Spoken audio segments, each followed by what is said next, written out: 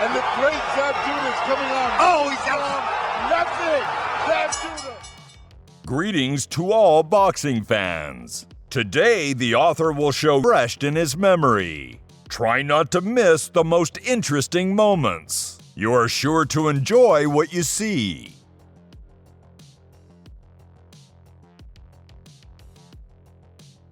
A puncher always has a chance.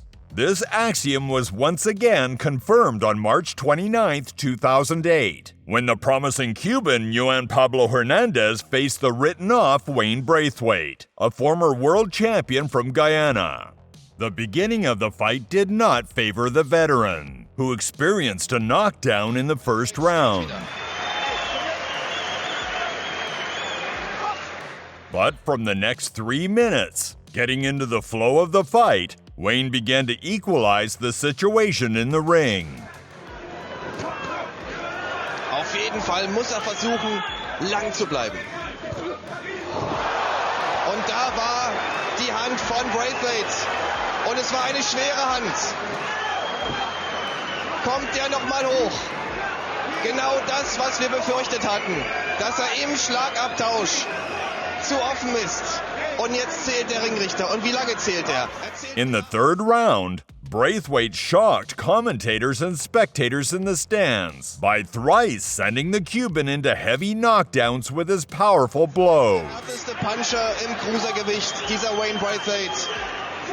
Und diesen Titel trägt er zu Recht. Zweiter Niederschlag. Noch Hernandez got up after the third knockdown, but his condition offered no chance of continuing the fight. Martinez zählt nochmal, aber Hernandez ist nicht da und er bricht den Kampf völlig richtig ab. Außer sich vor Freude. On May 12, 2001, the full force of Tito's fists were felt by the WBA middleweight champion William Joppy. The legendary Puerto Rican dominated throughout the bout, sending the American into heavy knockdowns in the first and fourth rounds.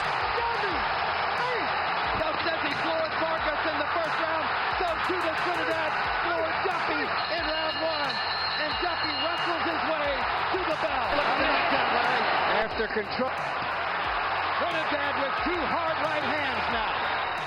The dramatic conclusion of the fight occurred in the fifth round, when Felix's right-hand blow forced Joppy to collapse to the canvas.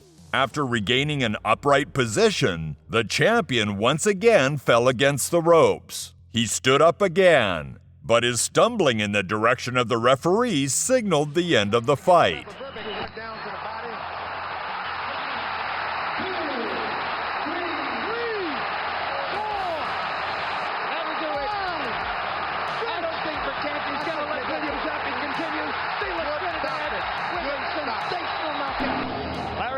At the knockout, and it came on right-hand punches this time.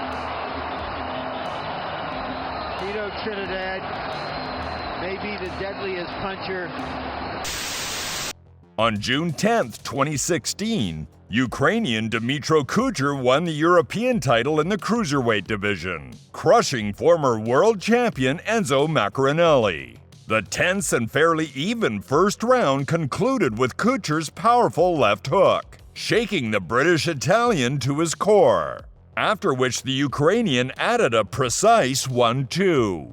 Enzo fell heavily to the canvas, and after two strenuous attempts to rise, he finally assumed an upright position.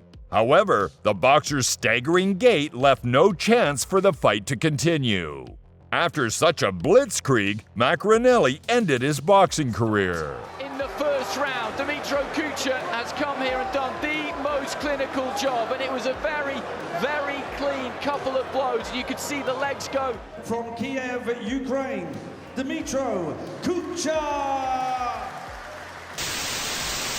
On July 7, 2007, a new brightest star named Nonito Donaire ignited in the boxing sky. Approaching a bout with the formidable puncher Vic Darchinyan, the IBF title holder in the lightest weight class, the relatively unknown Filipino entered the ring as a hopeless underdog.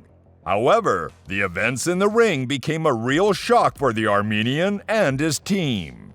From the very beginning, the more technical contender, noticeably superior in speed and maneuverability, set the tone for the bout. In his last 12-round fight, away, scheduled for 12 IBF flyweight belt on the line. The champion Darchinian in the against Oscar Andrade, won the last 3 rounds dramatically to win that decision. The fight ended in the 5th round when Nonito's perfect left hook knocked Darchinian into a heavy knockdown. Stumbling and falling, the champion, displaying commendable willpower, got back on his feet, but his legs betrayed him. In a daze, Vic crashed into the ropes and a moment later witnessed the referee's signal, rightly deciding that the boxer's health needed saving. Perfect counter left hook by Nonito Donaire. How the left hook had been successful early in the fight and really was the surprise weapon tonight. We would have expected the right hand to be more of a weapon for Donaire and would come in dramatic fashion. Again, lunging in Darchinian as he has, not concerned about defense. Hurt as he was, trying desperately to get up and continue. And clearly we know he was hurt. And you see right hand very low for Darchinian, keeps it very low, walks into a left hook, and that unalterably changed this fight and ended it. On September 11th, 2004, the young Miguel Cotto won the vacant WBO belt in the first super welterweight, convincingly breaking the resistance of undefeated Brazilian Kelson Pinto. In the 2nd round, Pinto experienced a knockdown, and in the 5th minute, the unpleasant countdown procedure was repeated for the Brazilian boxer. Couldn't keep his knee off the canvas. No, Cotto just so physically strong once they get in close. This was a round that Pinto was winning with his boxing skills. After another heavy knockdown in the 6th round, Pinto's condition left no chance for a continuation of the unequal battle. At the start of the round and went right after him. 3rd time Pinto's been down. He just fell on him like a big cat, Here comes like a lion. the manager And the of fight is over. Pinto. Fight is over. Ricardo Maldonado came in to rescue his fighter, basically saying, this is too valuable a commodity to let him take a beating. Pinto's a good fighter. He showed it here tonight. Yeah. Well, the really interesting thing is how intelligent. On June 7th, 2008, giant Paul Williams regained the WBO title in the super welterweight, securing an impressive victory in a rematch with Carlos Quintana. In the middle of the 1st round, the American stunned Quintana, sending him into a heavy knockdown. Staggering, the Puerto Rican rose to his feet, trying to escape from the aggressor, but Paul was unstoppable. Several accurate hits and Carlos again crashed to the canvas, dragging Williams with him, clinging to him with an iron grip. The referee immediately signaled the end of the fight, and the dazed Quintana on wobbly legs was seated on the stool. On March 5th, 2011, the legendary Zab Super Judah, at the twilight of his career, once again won the championship belt, breaking the resistance of South African Kaiser Mabuza in a bout for the vacant IBF title in the first super welterweight. Not the most spectacular bout was progressing with a slight advantage for the more active Mabuza. And in the 4th round, Judah was counted down. But in the 7th round, the American once again reminded everyone of the terrifying power hidden in his fists. Zab's fierce left uppercut almost threw the opponent out of the ring. The staggering gait, trembling legs, and clouded gaze all shouted that the fight needed to be stopped. However, the referee gave the green light for the fight to continue, stopping it only after several more powerful hits from Zab. Zab Judah's coming on. Oh, he's out. Nothing. Zab Judah. Again, the IBF welterweight champion of the world. Junior welterweight champion of the world. That one-shot power. He used his defense to set him up all fight. Looked like he was just setting a trap. One shot changed it. Took his time, set it up.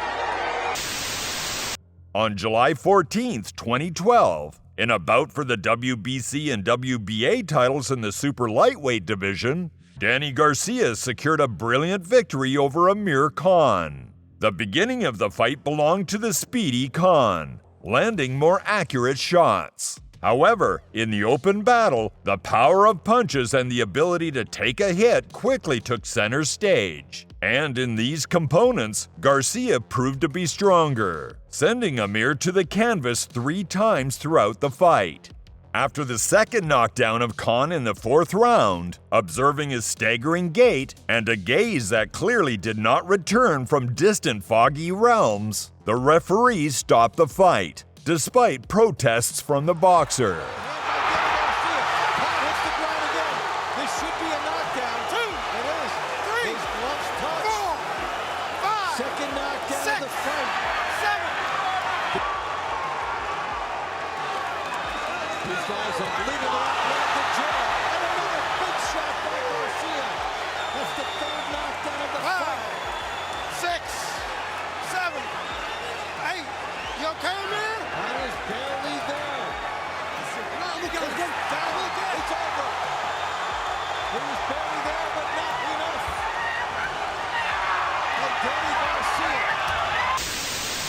On November 15, 1989, British welterweights Kirkland Lang and George Collins clashed in the ring.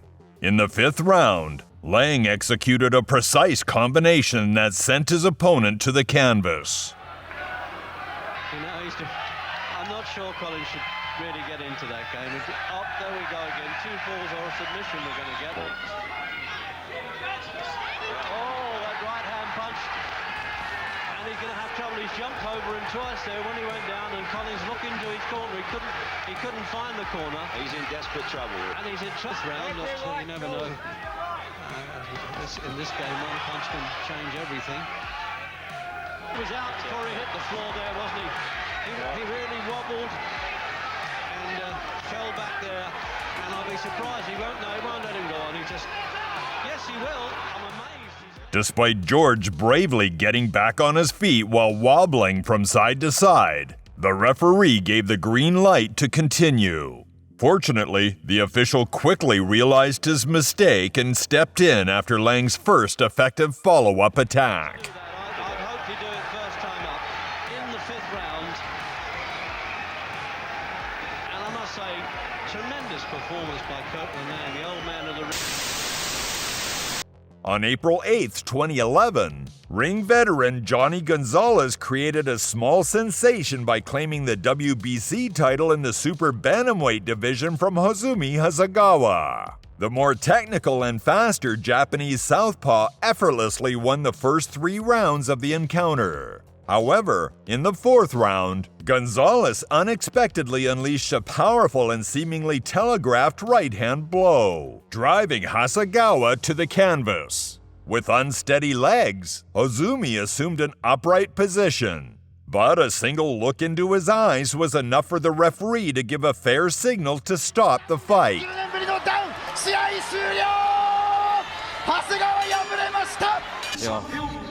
フェザー級のタイトルを取った時には非常に打ち合ったわけですが、そういう試合は王座3度目の挑戦で